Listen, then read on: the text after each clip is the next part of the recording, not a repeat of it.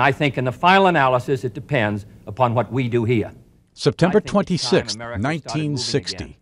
Millions of Americans tune in to watch presidential candidates debate on television for the first time. Squaring off in Chicago, Massachusetts Senator John F. Kennedy, the Democratic candidate.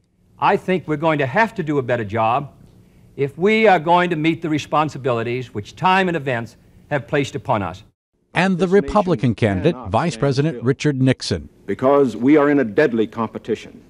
A competition not only with the men in the Kremlin, but the men in Peking.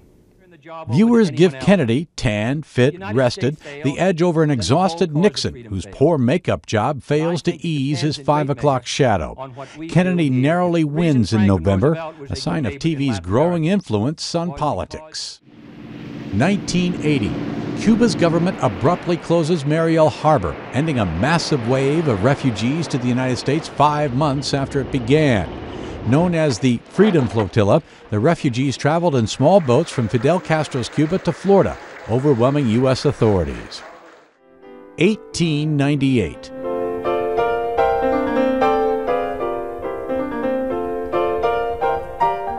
Composer George Gershwin, whose iconic tunes include Rhapsody in Blue and I've Got Rhythm, is born in Brooklyn, New York.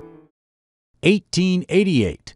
T.S. Eliot, regarded as one of the great poets of the 20th century, with his work The Wasteland, is born in St. Louis. Eliot won renewed fame when composer Andrew Lloyd Webber used the poet's words as the basis for his hit musical, Cats. 1981. Serena Williams, a star player in women's tennis just like her older sister Venus, is born in Saginaw, Michigan. And 1957. In New York, the musical West Side Story, a Romeo and Juliet tale with a Big Apple background, opens on Broadway. Today in History, September 26th. Tim McGuire, The Associated Press.